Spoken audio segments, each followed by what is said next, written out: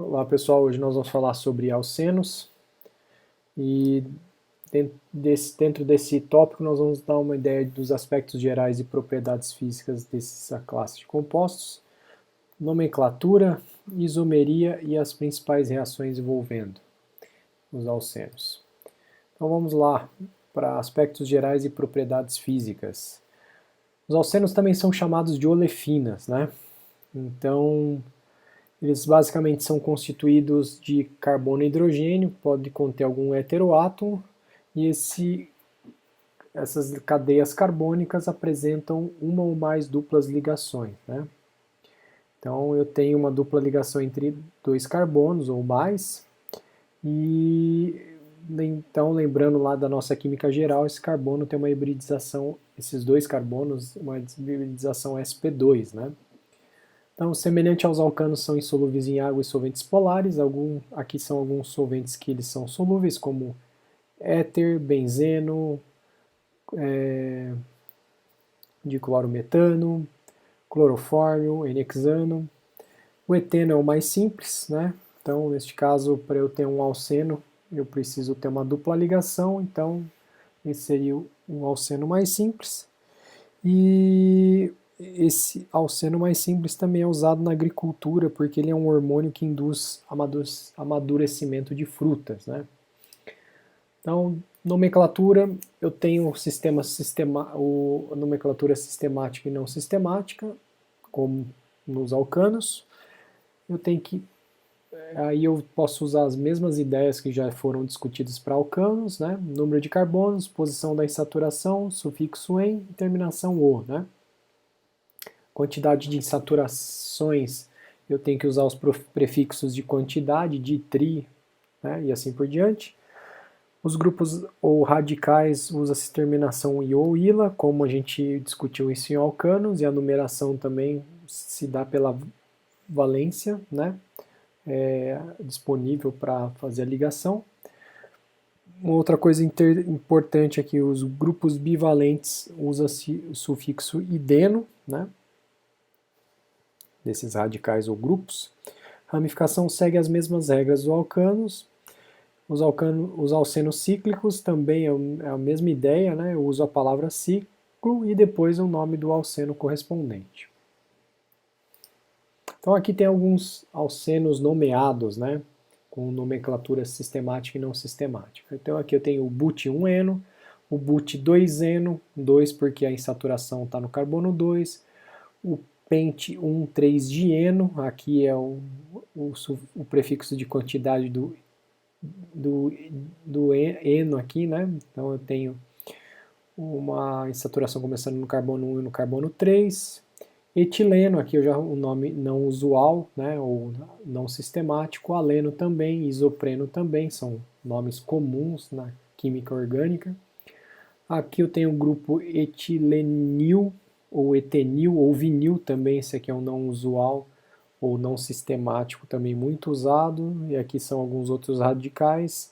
Aqui são radicais bivalentes, aí, grupo etiledeno, vinilideno e assim por diante. E aqui alguns compostos cíclicos, né? Então aqui eu tenho o ciclo hexa, são 6 carbonos, 3-dieno, porque eu tenho uma saturação no carbono 1 e uma no carbono 1 e uma no carbono 3, né? Começando no carbono 1 e carbono 3.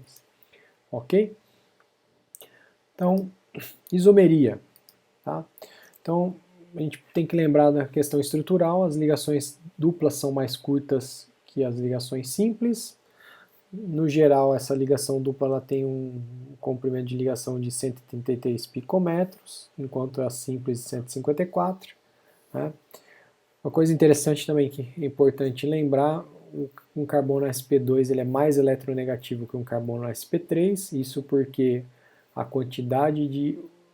porcentagem do caráter S ou na mistura desses orbitais híbridos é de 33% em relação a 25%. Né? Outra coisa interessante que vale a pena ter em mente é que a energia de dissociação de uma ligação dupla é de 610, ela é menor do que 2 vezes uma ligação simples, que é de 700 kJ por mol, né? Isso se deve por quê? Porque uma ligação dupla ela não é composta de duas ligações sigmas, mas sim de uma ligação sigma e uma ligação pi, né? Aqui eu tenho um orbital sigma cc do eteno, representado por essa figura, e o orbital π desse mesmo eteno, representado pela figura da direita, que são os orbitais naturais de ligação que eu calculei. E, importante, essa ligação dupla, ela confere um impedimento da rotação, né, dessa ligação aí. Por quê? Devido a esse orbital π, né? Se eu rotacionasse a ligação, eu teria que quebrar essa, esse orbital π, consequentemente essa ligação π, né? Que não é o caso. Então, nós temos uma rotação impedida aí, né? Essa rotação impedida confere a ocorrência de dois estereoisômeros, né? Que a gente pode classificá-los pelo número atômico dos grupos que estão ligados a esses carbonos insaturados, ok? Então, a gente classifica pelo número atômico, ou quando a gente tem isótopos ligados ao mesmo carbono insaturado, aí o fator de desempate é o número de massa, né? Ou a massa atômica. Nós temos dois sistemas para classificação, um chamado cis e trans, onde cis, os grupos de maior prioridade estão do mesmo lado do plano, plano da dupla, e o trans, eles estão de lados opostos. O sistema E e Z, Entgegen e Zusammen, que quer dizer, respectivamente, opostos e juntos, também é um sistema muito usado, né? E a gente pode fazer um paralelo ao sistema cis e trans, tá? Onde Z estão do mesmo lado e E estão em lados opostos. Então aqui voltando para o sistema cis, trans, esse aqui é o cis-but2eno, por quê? Aqui nesse carbono, aqui eu tenho um carbono e hidrogênio ligado, então o carbono tem um número atômico maior que o do hidrogênio, tem esse prioridade 1, prioridade 2, então eu fiz a classificação desses grupos para esse carbono, e aqui a mesma coisa, prioridade 1, prioridade 2. Então, se eu olhar o plano aqui, né, da dupla ligação, eu vejo que os dois grupos com maior prioridade estão do mesmo lado do plano, então esse é cis. Se eu fizer a mesma brincadeira para esse aqui, eu vou chegar à conclusão que os dois grupos com maior prioridade estão em lados opostos do plano, então esse é trans, ok? E a mesma coisa eu posso fazer com o sistema E e Z, né? Então nesse caso aqui, entre cloro e flúor, cloro é o maior número atômico, depois vem o flúor, e aí deste lado aqui é bromo maior número atômico e o flúor. Então esse caso aqui é um isômero Z, né? Z, 2 bromo, 1 cloro, 1 flúor, eteno, ok? Então vamos dar uma olhada nas reações químicas envolvendo os alcenos. Então uma das reações mais corriqueiras para alcenos são as reações de adição, né? Há um número grande de reações envolvendo alcenos que são reações de adição, né? Elas são tipicamente relacionadas com a reatividade da dupla ligação, obviamente, porque a quebra de uma ligação π ela é muito menor em energia, você gasta muito menos energia do que uma ligação sigma, ok? E ela se dá devido à adição de uma espécie que é um eletrófilo, que eu estou representando como E+, a dupla e leva produtos saturados, né? Então o que acontece? Então, esse eletrófilo é uma espécie positiva, ela é deficiente de elétrons e usa os elétrons do sistema π do alceno para formar a ligação sigma, né? Carbono eletrófilo, ok? Então esse eletrófilo ele vai ser capturado aí pelos elétrons do sistema π e para poder fazer essa ligação, e aí esses elétrons vão ser usados para fazer essa ligação carbono-eletrófilo, ok? Obviamente que como isso se dá em duas etapas, eu vou acabar gerando um intermediário que é a formação do carbocátion, né? Está aqui. Esse carbocátio é uma espécie intermediária positiva com 6 elétrons na valência do carbono. Qual carbono? O carbono que ficou, que fazia parte da dupla ligação, mas que não levou, entre aspas, a ligação carbono-eletrófilo. Então, neste caso, eu tenho um intermediário onde eu vou ter uma que ele vai estar antes do produto final, que ele vai ter uma carga positiva nesse carbono da esquerda. Por quê? Porque o eletrófilo ele entra primeiro no carbono da direita. E por que no carbono? Porque o produto está mostrando ele no carbono da direita. Então eu vou gerar um carbocátion, que o símbolo eu chamei de carbono mais, e esse carbocátion posteriormente vai ser atacado por um ânion, uma outra que é dado por esse A, e vai vai levar um composto saturado aí, né? Ok? Então é importante, como esse carbocátion é um intermediário relativamente estável e é um intermediário importante nessas reações de adição, a gente precisa ter em mente algumas coisas relacionadas a essa espécie, né? Então eu tenho classificação de carbocátion, ele pode ser uma metila, um carbocátion primário, secundário ou terciário, onde a carga positiva vai estar no carbono primário, secundário ou terciário, respectivamente. E é importante a gente saber um pouco mais sobre os efeitos que estabilizam esse carbocátion, ou seja, essa carga positiva desse carbocátion aí, ok? Então, grupos estabilizam o carbono carregado via efeito indutivo, hiperconjugativo das ligações carbono e o grupo. Esse carbono e o grupo pode ser o carbono do carbocátion ligado ao carbocátion, né? Esse grupo, na verdade, ou grupos vizinhos, né? Ou o carbono vizinho também, tá? Então, qualquer efeito como ressonância, que reduz a deficiência de elétrons no carbono com carga, estabiliza o carbocátion, ok? Então, se a gente lembrar lá da nossa química geral, quando a gente tinha uma estrutura de Lewis e várias estruturas canônicas de ressonância para representá-la, a gente lembra lá que quanto maior o número de estruturas de ressonância ou canônicas para representar uma estrutura de Lewis, mais estável essa estrutura é. E a gente pode lembrar de algumas estruturas de Lewis positivas, onde essas cargas elas acabam sendo compartilhadas entre vários átomos dentro da estrutura dessa molécula, né? Então aqui a gente tem, por exemplo, uma ordem crescente de estabilidade desses carbocátions que eu nomeei aqui no primeiro item, ok? Então aqui eu tenho o carbocátion metila, ele é o menos estável de todos. Aqui eu tenho um carbocátion primário, secundário e terciário. E aqui tem aqui estão os orbitais p vazios, né? Desse carbono, né? Desse carbono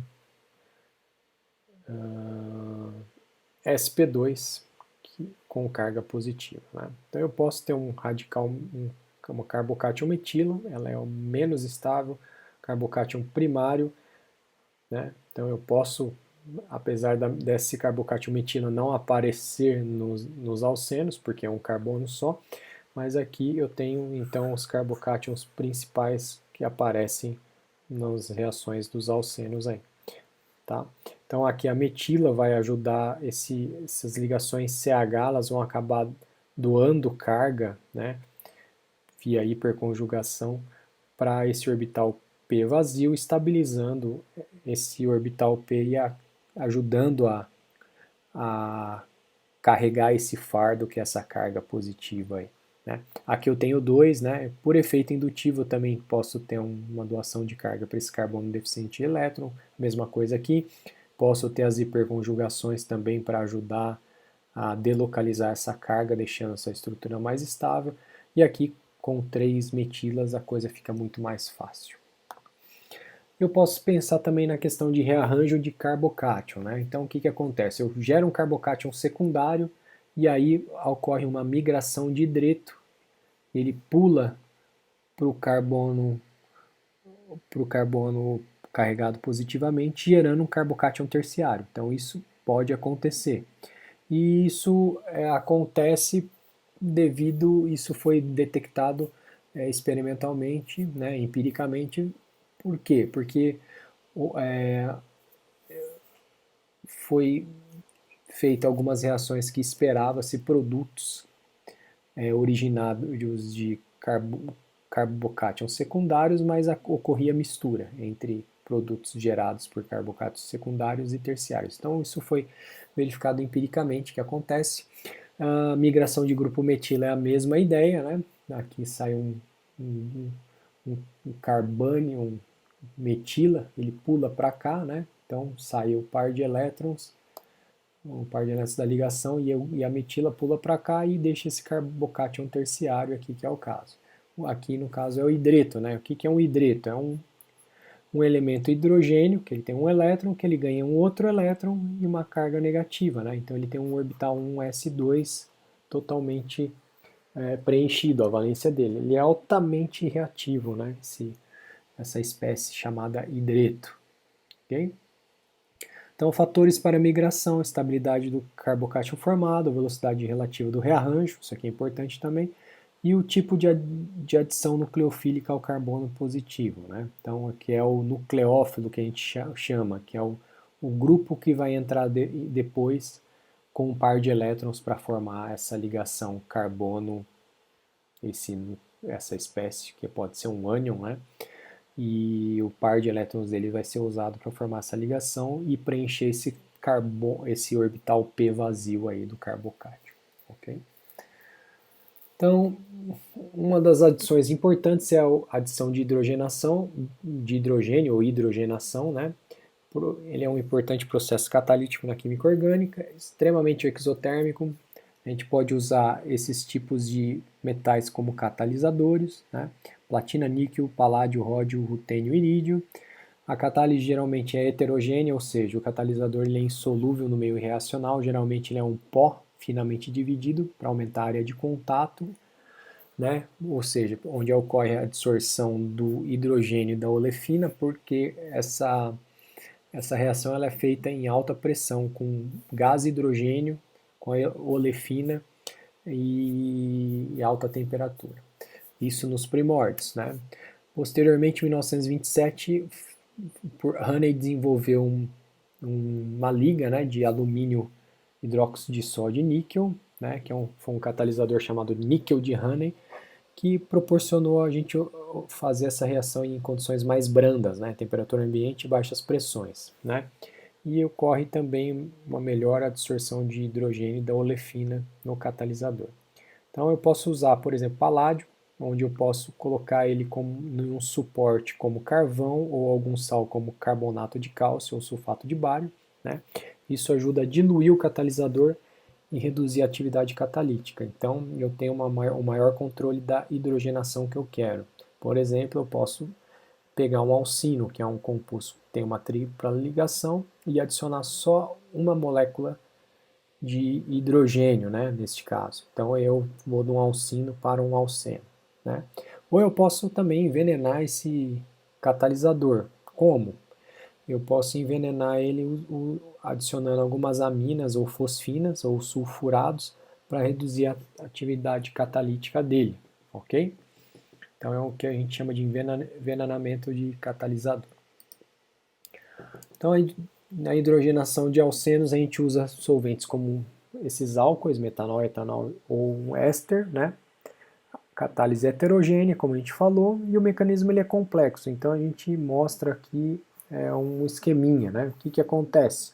Eu tenho a superfície do metal, do catalisador, absorve o hidrogênio, absorve a olefina, e aí ocorre uma aproximação onde esses hidrogênios eles são adicionados aí, né, aos carbonos aí, ok? Então, eu tenho um par de elétrons mais outro par de elétrons e eu formo duas ligações síncronas, né? E o interessante é que essa adição é sim, ela está no mesmo lado do alceno, né? Então, se esse alceno está nessa face da frente aqui da tela do nosso computador, ela vai entrar aqui por cima, né? Não por trás, né? E aqui só para lembrar, então já que a gente falou de adição sim, então ela ocorre na mesma fase do alceno. Se ela ocorresse em faces opostas, a gente chamava de adição anti, né? Ok? E aqui tem um exemplo de uma reação de hidrogenação, onde eu tenho esse composto, né? E aí eu coloquei os hidrogênios para cima para realmente enfatizar que a adição foi feita no mesmo plano do alceno, né? Uma adição sim, né? Então a gente pode considerar que ela foi feita no plano aqui da tela do nosso computador, né? E obviamente que se eu gerar carbonos assimétricos, isso vai ter toda uma consequência de quiralidade ou não, que nós vamos discutir isso mais para frente, ok? Eu posso também adicionar HX ao alceno, ou seja, um ácido clorídrico, bromídrico, iodrídrico, né?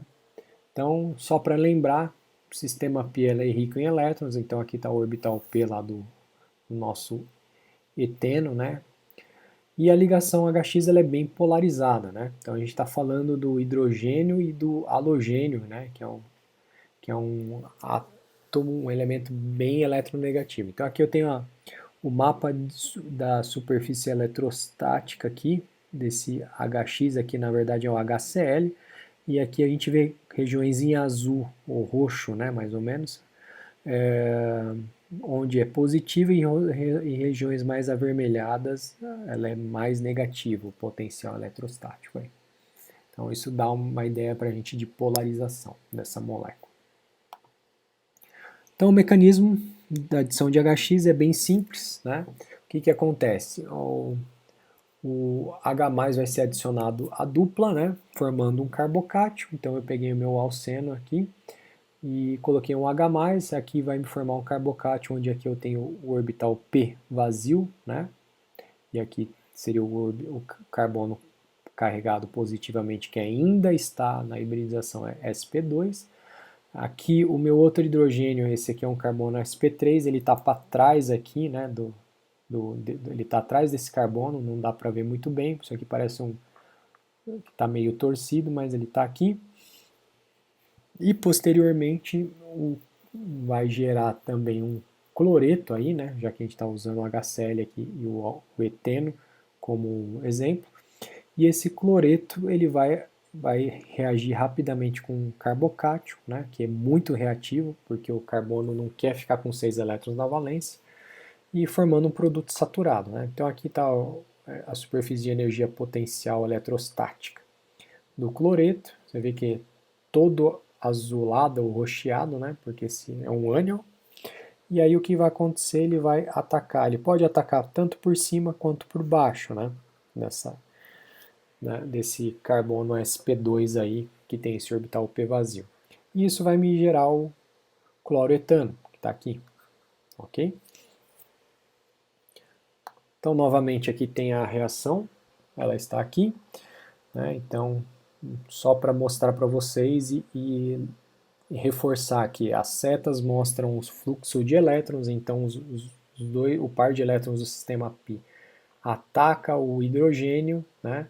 Retira esse hidrogênio, essa ligação HCl ela é rompida e o par de elétrons da ligação vai para o cloro, formando o ânion cloreto, né?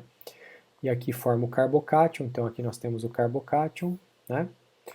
E posteriormente esse carbocátion é atacado pelo cloreto, formando o cloretano aqui, né? Pode ser ataque por cima ou por baixo, né? Obviamente que se eu tivesse um desses carbonos substituídos, eu poderia gerar um carbocátion primário ou secundário, e obviamente que o hidrogênio ele ia acabar entrando para formar um carbocátion mais estável. Né? Então, se eu tivesse possibilidade de um carbocátion primário ou secundário, é óbvio que ele ia gerar um carbocátion secundário. Então, isso nos remete à tal da regra de Markov-Nikov, onde o H+ é adicionado ao carbono mais hidrogenado para formar o carbocátion mais estável possível. Né? Então, se aqui tivesse um CH3, né, o que ia acontecer?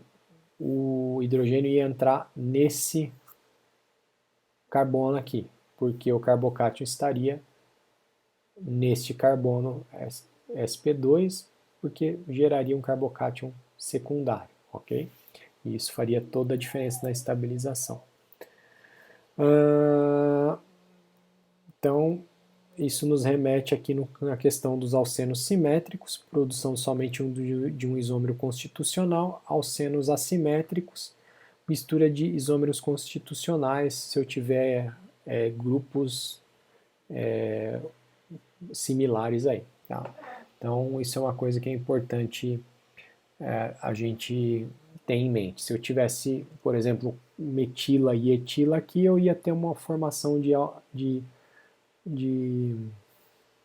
uma mistura de alcanos diferentes, porque eu tenho duas possibilidades para formar carbocátions secundários, né? E isso ia me gerar uma mistura de produtos aí. Eu posso também ter uma hidratação de alcenos, né? Ou seja, a adição de H2O, a dupla, né? Ela é importante, é um preparo industrial de etanol, 2-propanol e álcool butílico, então a indústria usa bastante isso. Mas se eu tentar fazer uma reação entre água e alceno, nada vai ocorrer. Por quê? A água é um eletrólito fraco, né? Então a estratégia aqui é a gente protonar a água, que aqui está o mapa de potencial eletrostático dela, a superfície da água, e aqui do hidrônio, né, do H3O+, para deixá-la mais eletrofílica, né? Então, o que é feito, na verdade, é de hidratação de alceno em meio ácido, ela é catalisada em meio ácido, por ácido. Os ácidos utilizados são sulfúrico e fosfórico, né? Então, é um método de fácil de obtenção de álcoois secundários e terciários e segue a regra de Markov-Nikov, que tem tudo a ver com aquela questão dos carbocations lá, que já foi discutida anteriormente. Então, aqui está um exemplo, né? Onde eu tenho esse alceno, onde eu tenho uma substituição nesse carbono da esquerda, e aí o hidrogênio, obviamente, ele vai ser adicionado no carbono terminal. Por quê? Porque nessa situação vai me gerar um carbocation secundário, né? Que está aqui, ó. Ele é mais estável do que se o hidrogênio estivesse aqui e eu tivesse um carbocation primário. Né? Então, o alceno tira o próton desse hidrônio, né? Posteriormente, essa água ela é adicionada ao carbono deficiente de elétron do carbocation, gerando esse álcool protonado aqui, né? Que posteriormente vai perder esse próton para outra molécula de água, né? Gerando ou regenerando esse hidrônio e formando o meu álcool, no caso aqui um álcool secundário. Né? Então esse hidrônio a gente pode falar que é uma síntese catalisada por ácido, porque ele entra e sai da reação do mesmo jeito. Tá? É importante a gente ter ideia que essa reação, todas as etapas envolvem equilíbrios, né? Então a gente pode ajustar as condições para obter o produto desejado, ou seja, da esquerda para a direita uma hidratação de álcool, da direita para a esquerda uma desidratação de álcool, né? Então, da esquerda para a direita, álcool, e da direita para a esquerda, um alceno. A Braskem faz muito isso lá em Porto Alegre, na planta piloto deles, onde eles usam álcool etílico de cana-de-açúcar para gerar alcenos que posteriormente serão polimerizados para virar plástico, né? Então eles têm todo um apelo ambiental falando que esses alcenos vêm de fontes renováveis, né? Então tem uns tanques de alcenos lá, onde tem a palavra, são brancos e verdes, e onde tem uma a palavra escrita I'm green, né? Sou verde, porque não veio do petróleo, né? Veio de fontes renováveis aí, como o álcool da cana-de-açúcar, ou menos poluentes, né? Eu posso também ter adição de X2, né, muito utilizado em síntese, né, a reação é rápida, então o X2 é dissolvido em solvente inerte, como o cloroformo, o tetracloreto de carbono, né? Então o que acontece? Como essa é uma ligação entre dois elementos iguais, a polarização dela aqui não é tão fácil, né? Mas que acontece? Quando esse alceno chega próximo dessa molécula de X2, aí sim ocorre uma polarização, que é igual está mostrado nessa figurinha aqui, onde eu calculei esse potencial eletrostático para essa aproximação, e aí essa aproximação ela polariza essa ligação e essa molécula. Então aqui fica com um caráter positivo, enquanto que aqui fica com um caráter negativo. Por quê? Porque eu tenho um sistema π que é rico em elétrons chegando próximo, né, dessa molécula, e elétrons com elétrons se repelem, então vai distorcer a nuvem eletrônica em direção a esse, no caso, um bromo, né, que é um Br2 da direita. Né? Então aqui a gente consegue ver que esse bromo da direita ele é mais vermelho do que o bromo da esquerda. Né? Aqui a gente tem algumas regiões positivas aqui, que é um negócio chamado sigma rho, que não vem ao caso, mas isso já nos mostra que há uma certa polarização dessa molécula, garantindo um caráter positivo para esse bromo e para esse bromo da direita um caráter negativo. Né? Então aí o que acontece? Acontece o ataque do sistema P a esse bromo, essa ligação ela é rompida, né? Então um par de elétrons ataca o bromo, outro par de elétrons é usado para formar um ciclo de 3 membros, que é um íon chamado halônio, né? E aí forma um aleto, aí, o Br-, que sai devido a esse cara aqui. Né? E aí, posteriormente, esse aleto ele é adicionado na face oposta do halônio. Né? Por quê? Porque o aleto já é um ânion, um ânion carregado negativamente, né? Então ele vai se repelir com esse bromo que está aqui, então há uma repulsão tanto eletrostática como estérica. Né? Então esse ânion, na hora de ser adicionado ao halônio, ele vai preferir entrar pela face oposta que está aqui. Então a adição é dita como anti. Então aqui está um esquema, né? Aqui eu usei um alceno simétrico, então ocorre a polarização aqui, né? Positivo e negativo, e aí ocorre a formação do íon halônio, o aleto, e posteriormente ele ataca a face oposta, né? Gerando esse alcano aí com 2 halogênios, ok? Então, essa adição tem um efeito sobre a estereoquímica, então é importante a gente ter em mente que se a gente tivesse, essas adições gerassem carbonos assimétricos, a gente poderia ter compostos quirais aí, deveria ter, né? Então a adição ocorre pela face oposta, alcenos cíclicos eu posso ter isômeros trans também, né? Então isso é importante quando a gente está olhando alcenos cíclicos, né?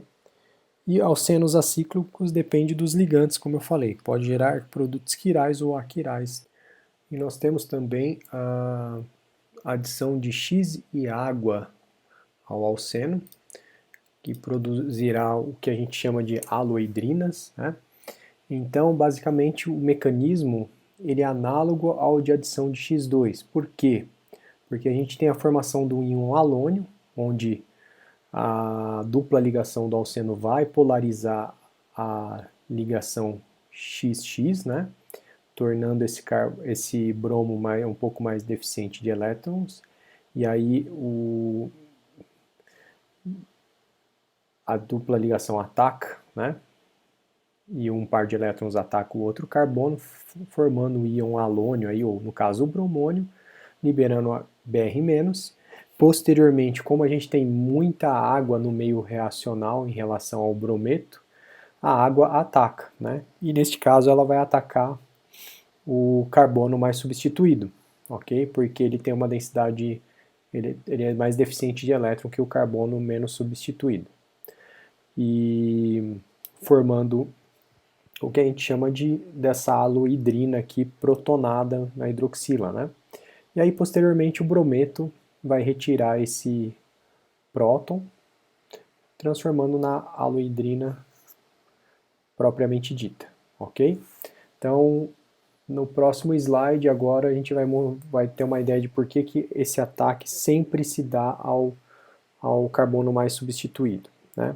E uma coisa que sempre tem que ter em mente é que a adição é anti, né? Por quê? Porque a gente tem esse íon halônio aqui como intermediário e que esse anel de 3 aqui impede a aproximação do nucleófilo via essa face. Então o ataque sempre é pela face oposta. Então aqui, por que que uma coisa importante, por que que a água ela vai acabar atacando o carbono mais substituído, né? Porque o carbono mais substituído é o mais positivo, tá? Então neste caso eu tenho uma carga mais positiva nesse carbono substituído, né? Então a água acaba atacando esse carbono. Obviamente que se a gente pensar que não existe uma haloidrina ou um, um íon halônio e sim um carbocátion, o carbocátion mais estável seria o carbocátion onde eu teria uma carga positiva no carbono mais substituído, que no caso é esse caso aqui, né? Então essas cargas foram calculadas com cálculo mecânico quântico, e aqui a gente vê que tem uma carga mais positiva, que é 0,111 em relação a 0,045 aqui, ok? Então podemos pensar aqui como carbocátio quebrando uma dessas ligações para analisar onde essa água vai atacar o íon halônio aí, tá? É importante lembrar que alcenos assimétricos com substituintes não muito diferentes vai ocorrer mistura de produtos, né? Então se eu tivesse uma metila e uma etila aqui, tanto faz a água atacar esse como esse, e aí eu ia ter misturas de produtos, né? Por quê? Porque as cargas desses dois carbonos iam ser muito próximas entre si, né? Então não ia fazer muita diferença aí neste caso, ou se eu for pensar a questão de usando a estratégia de carbocátion, quebrando uma dessas ligações carbono-bromo ou carbono halogênio para ver quem que é secundário ou terciário. Então a gente ia chegar em dois carbocátions secundários e aí tanto faz entrar em um ou outro. Um outro tipo de reação é a epoxidação de alcenos. Então um epóxido nada mais é que um anel de 3 membros, sendo um deles um oxigênio, né? Epóxidos são importantes intermediários sintéticos na química orgânica, né? E como que eu gero um epóxido, né? Eu pego um alceno com um perácido e isso vai me dar um epóxido. E um perácido nada mais é que a reação de um ácido carboxílico com água oxigenada, né? O peróxido de hidrogênio, né? Então o que que acontece? Eu gero um perácido que nada mais é de um ácido carboxílico que ao invés de ter um OH, eu tenho um OOH, ok? Está aqui. Esse mecanismo é sincronizado, então esse perácido chega próximo do alceno, né? Então ocorre o ataque do par de elétrons ao oxigênio da hidroxila desse perácido, consequentemente a ligação oxigênio-hidrogênio dessa hidroxila vai atacar um carbono para poder ciclizar isso aí. Neste meio tempo, essa ligação oxigênio-oxigênio ela é muito fraca, né? Ela vai acabar, o par de elétrons ela vai se romper heteroliticamente, o par de elétrons vai vir para o oxigênio para formar uma dupla ligação aqui, né? E a dupla ligação anterior ela é rompida, o sistema pi, para poder capturar esse hidrogênio. Então, aqui, na verdade, eu teria, então, esse composto, que seria um ácido carboxílico, né? Então, seria isso aqui, R, mais a água que veio para cá. Então, aqui faltou o ácido carboxílico, e obviamente o meu epóxido está aqui, né? Então aqui são alguns perácidos utilizados, o mais utilizado é o metacloroperbenzoico, né? E alguns solventes aqui como cloroforme de clorometano, tetracloreto de carbono, 2-propanol em água, são também os solventes para esse tipo de reação. Eu também tenho adição de radicais ao alceno, né? Então é uma adição anti-Markov-Nikov, então eu uso peróxidos orgânicos, isso vai me gerar radicais, né? Então é uma reação radicalar e a clivagem é homolítica, começa com uma clivagem homolítica do peróxido orgânico.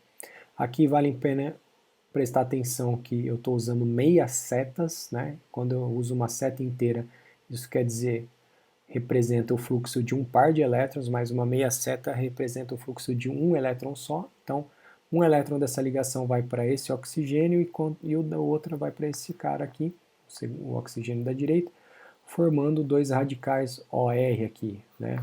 Radicais alcóxidos aí, ou alcoxila, né? Então esse radical alcoxila acaba extraindo um hidrogênio aí, um elemento hidrogênio do meu ácido bromídrico, no caso, gerando um radical bromo, né? Então é o que está acontecendo aqui, ó. A meia seta, esse elétron, o radical pega um elemento hidrogênio, porque essa ligação ela é quebrada homoliticamente, né? E gera um radical bromo.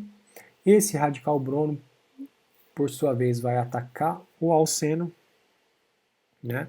Vai adicionar, ele vai quebrar homoliticamente o orbital π e vai pegar um elétron para formar essa ligação bromo-carbono.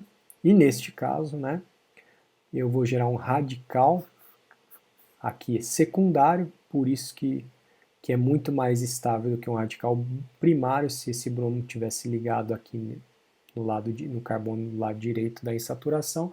Mas aqui a gente pode pensar naquelas regras de Carbocation, que serve a mesma coisa para os seus radicais. E esse radical secundário vai acabar reagindo com outra molécula de HBr, né, abstraindo um elemento hidrogênio, né, um hidrogênio com elétron, gerando um outro radical bromo. Né? Então essas duas etapas aqui elas se retroalimentam. Né? Então esse bromo novamente vai atacar uma outra molécula de alceno.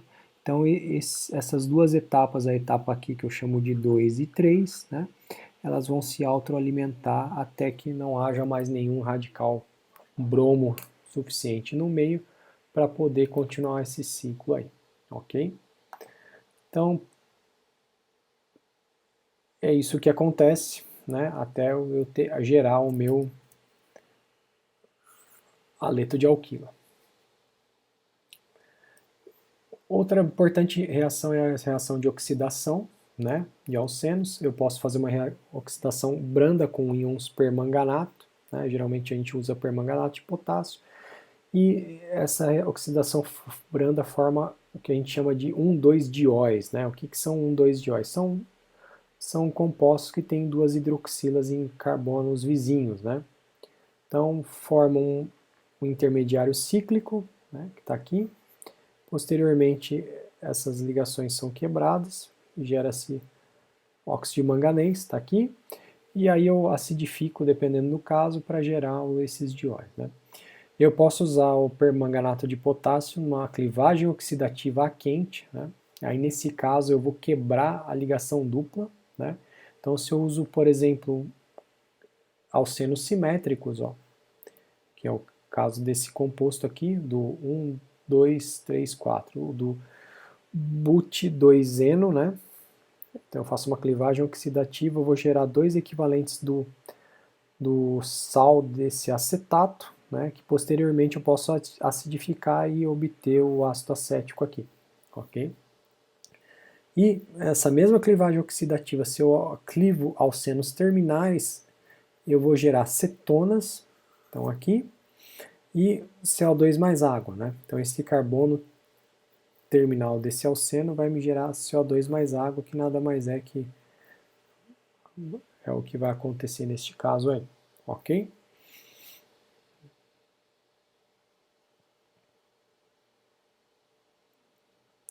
Então é isso, pessoal. Esse CO2 e água, mas para lembrar, isso vem do ácido carbônico, né?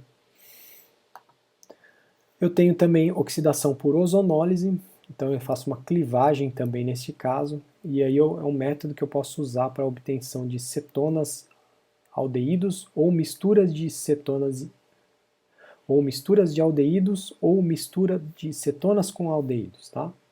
Então aqui eu tenho um alceno com 4 R's iguais, se eu faço uma clivagem aí uma ozonólise, né, que o nome já fala, uma quebra por ozônio, eu vou gerar dois equivalentes dessa cetona aqui, né. Eu posso ter um alceno, em um dos lados eu tenho um carbono totalmente substituído e outro não, eu tenho uma monossubstituição, e isso pode me gerar, que é o que eu falei, uma mistura de alceno, ou de cetona com aldeído, tá aqui, e se eu tenho um alceno terminal, isso vai me gerar também um aldeído, se esse carbono não for substituído duas vezes, e um metanal aí, né, o formaldeído, ok? Então também deixa, isso é uma mistura de aldeídos aí. Eu tenho também o que a gente chama de oximercuração seguido de redução do alceno, né? O alceno é tratado com acetato de mercúrio em THF aquoso, isso vai me formar um íon mercurônio, né? Que isso me lembra o halônio aí, né? Então o mercúrio é um eletrófilo, ele se liga à dupla do alceno formando um aduto de mercúrio, né? Tá aqui, que é atacado pela água por adição anti, né? Então a gente já sabe porque vai ser adição anti, porque eu formo um mercurônio, que lembra um halônio lá, né? Então eu tenho impedimento estérico para vir pela mesma face, onde está o mercúrio aqui. Então o que acontece? Essa água vai atacar, aqui eu tenho que lembrar que vai ser o carbono mais deficiente de elétron, que é o mais substituído, né? Ou eu posso pensar em termos de carbocátion, eu quebro essa ligação aqui, isso aqui é um carbocátion mais estável do que se eu quebrar a ligação da direita, né? Então, é por aqui que ele vai atacar. Então, eu vou formar um aduto que lembra um aduto de um álcool protonado de mercúrio, né? E aí, posteriormente, esse acetato que tinha saído aqui em cima, né? Ele vai vir aqui e vai abstrair esse próton, gerando esse aduto aqui e ácido acético, né? Então tá aqui. Posteriormente a gente usa o borohidreto de sódio, né? Que é um agente redutor, que vai reduzir essa ligação carbono, vai transformar essa ligação carbono-mercúrio em uma ligação carbono-hidrogênio. Então gerando mercúrio e mais acetato aí. E eu tenho também o que a gente chama de adição de borana ao alceno, que é o que a gente chama de hidroboração. Essa é uma reação que ela viola a regra de Markov-Nikov, é uma adição sim, tá, ok? E como ela se dá? A gente trata o alceno com uma borana, pH 3, que é uma fonte rica em hidreto, né? Em THF. Essa reação é concertada, né?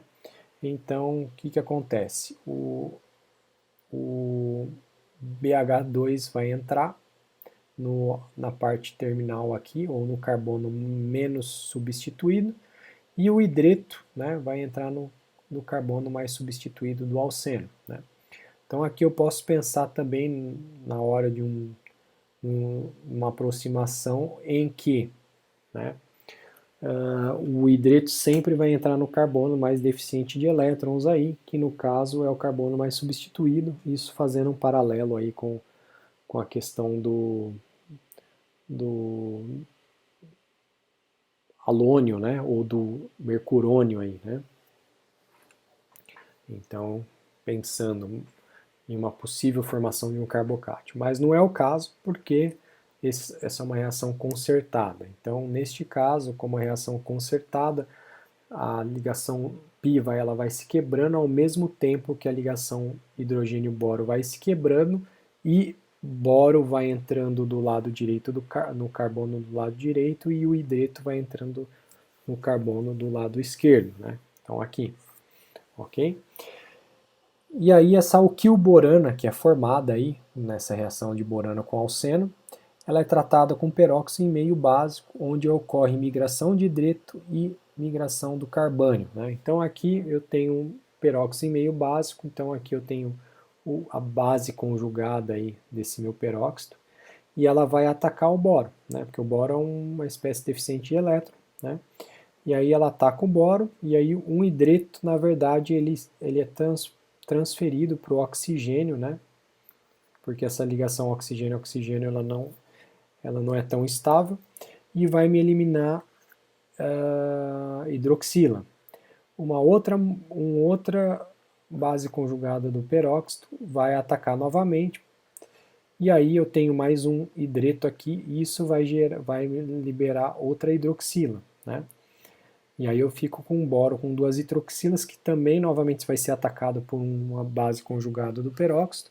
E aí, mas nesse caso a migração aqui não é de hidreto, é do carbânio, né? Porque essa ligação ela é tão polarizada em direção ao carbono, que esse carbono aqui ele tem uma densidade de carga negativa, né? Então, aí neste caso, esse carbono ele acaba atacando o oxigênio, liberando outra hidroxila, e aí isso vai me formar um borato, né? Um alquil-borato aí, né? Então, o ataque da hidroxila no meio básico ao alquil-borato e posterior reação ácido-base entre o alcóxido formado e o ácido bórico, levando ao álcool primário. Neste caso, é o que a gente está falando do próximo passo. E essa reação é anti-Markov-Nikov no seu total. Por quê? Porque a gente está formando um álcool primário aí, né? Então, voltando aí no nosso produto da etapa anterior, no slide anterior, nós temos esse alquil-borato, né? E aí mais uma hidroxila ela vai atacar, né, o boro. E aí vai me liberar ácido bórico, né? E o alcóxido aqui, do álcool correspondente. E aí posteriormente eu vou ter uma reação ácido-base entre o alcóxido e o ácido bórico, me levando a 3 para 1 de equivalência, me levando a 3 mols de álcool para 1 mol de borato aqui, ok? Então, pessoal, era isso que eu tinha para falar hoje sobre alcenos, né? Então, o que é importante aí a gente sempre ter em mente nessas reações com alcenos?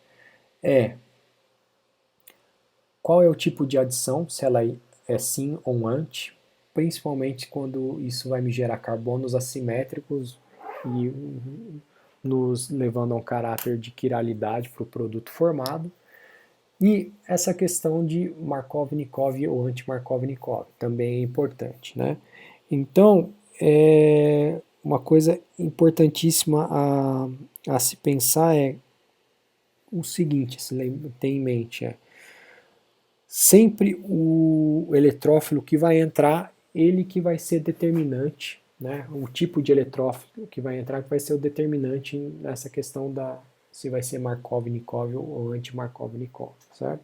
Então, se a gente lembrar lá de hidratação de alceno catalisada por ácido, quem entra primeiro é o hidrogênio, né? Então, o hidrogênio entra e vai gerar um carbocátion secundário ou terciário que vai ser atacado pelo nucleófilo, um ânion aí, né? No caso, mas no caso é a água, né? Nesse caso não é um nucleófilo água, que é fraco. E essa água vai formar um álcool protonado que depois vai ser desprotonado aí, então essa hidroxila vai entrar no carbono secundário ou terciário, por isso que esse método é um método de obtenção de carbonos de álcoois secundários ou terciários. Neste caso, fazendo um paralelo com a adição de borana, né? O eletrófilo é a borana, né? E ela acaba entrando primeiro, né? Então ela entra primeiro, já consequentemente o hidrogênio vai entrar no carbono que é secundário, né? Ou terciário, né? Dependendo do caso. E posteriormente essa borana vai ser convertida em uma hidroxila, né? Então por isso que neste caso é uma adição que ela é anti-Markov-Nikov e vai me gerar álcools primários aí, ok? Então, era isso que eu tinha para falar hoje para vocês. Um grande abraço e até a próxima.